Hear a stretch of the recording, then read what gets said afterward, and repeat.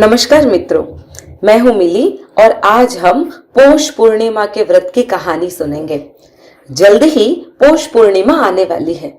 आपको क्या पता है, माघ स्नान इसी पूर्णिमा के दिन से शुरू हुआ माना जाता है और काफी देशों में माँ शाकंभरी की पूजा भी इसी दिन होती है। कहा जाता है माँ शाकंभरी इसी दिन इस पृथ्वी पर अवतरित हुई थी। चलिए पौष पूर्णिमा के लिए कुछ और बातें भी जानकर उसके बाद इसकी कहानी सुनेंगे। ऐसा माना जाता है कि पौष माह के शुक्ल पक्ष की पूर्णिमा तिथि अचल सौभाग्य देने वाली होती है और इस दिन इस कथा का पाठ करना बहुत ही लाभदायक माना गया है। यहाँ हम इसकी पौराणिक कथा और एक दूसरी कथा जिसे माँ शाकंभरी की कथा कहते हैं, दोनों ही सुनेंगे।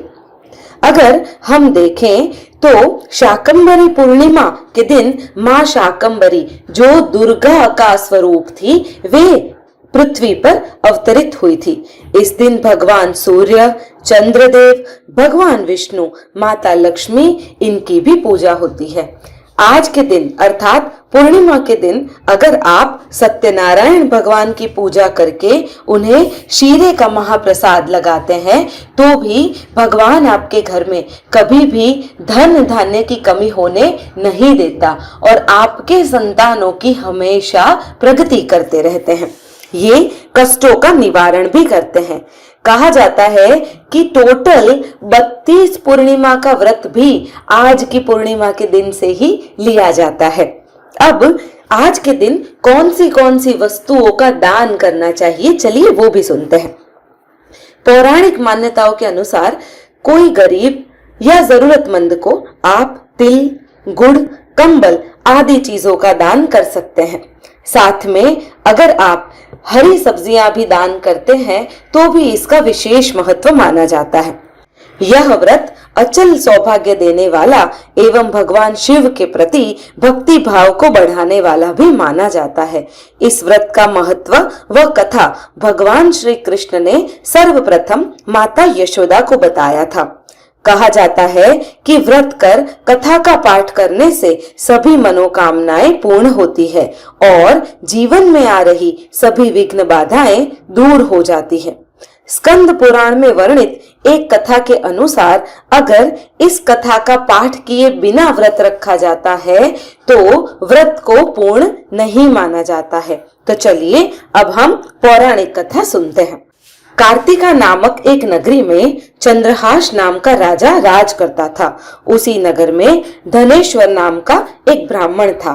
उसकी पत्नी अति सुशील और रूपवती थी। घर में धन धान्य आदि की कोई भी कमी नहीं थी, परंतु एक बात का उसे सदैव दुख था कि उसे कोई संतान नहीं थी। एक बार गांव में एक योगी आया और उसने ब्राह्मण का घर छोड़कर आसपास के सभी घरों से भिक्षा लिया, गंगा किनारे जाकर भोजन करने लगा। अपने भिक्षा के अनादर से दुखी होकर धनेश्वर योगी के पास जा पहुंचा और इसका कारण पूछा। योगी ने इस सवाल का जवाब देते हुए कहा कि निसंतान के घर की भीख पतितों के अन्न के समान होती है और जो पतितों के घर का अन्न खाता है वो भी पतित हो जाता है। पतित हो जाने के भय से वह उस ब्राह्मण के घर से भिक्षा नहीं लिया करता था।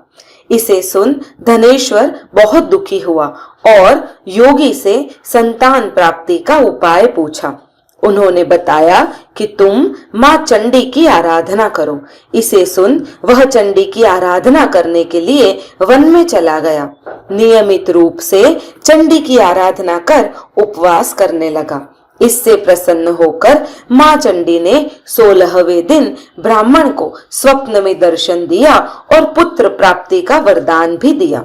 उन्होंने कहा कि यदि तुम दोनों लगातार 32 पूर्णिमाओं का व्रत करोगे तो तुम्हारा संतान दीर्घायु हो जाएगा। इस प्रकार पूर्णिमा का व्रत करने से सभी की मनोकामनाएं पूर्ण होती है और विशेष फल की प्राप्ति होती है। एक और कहानी है जो अत्यंत पौराणिक है। इस कथा के अनुसार दुर्गम नाम का एक दैत्य तीनों लोकों में अपने आतंक से हाहाकार मचा रखा था। इस वजह से करीब करीब 100 वर्ष तक बारिश होने का नाम नहीं ले रही थी और बारिश न होने की वजह से धरती पर अकाल पड़ गया था।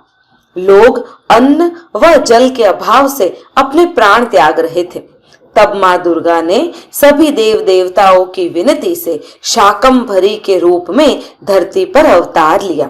कहा जाता है कि माता की 100 आंखें थी। माता ने जन्म लेते ही रोना शुरू कर दिया था।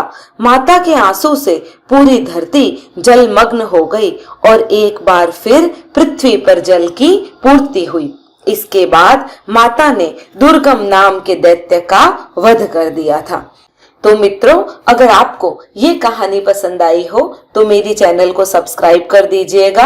मेरे इसी चैनल पर भगवत गीता के अध्याय और साथ साथ में उसके महात्म के बारे में भी दिया गया है। मेरी ही चैनल पे मैं भागवत पुराण का पाठ भी ले रही हूँ और बहुत सारे व्रतों की कहानियां भी अवेलेबल हैं। तो आप कृपया उसे देखिएगा और लाइक करना ना भूलें। धन्यवाद।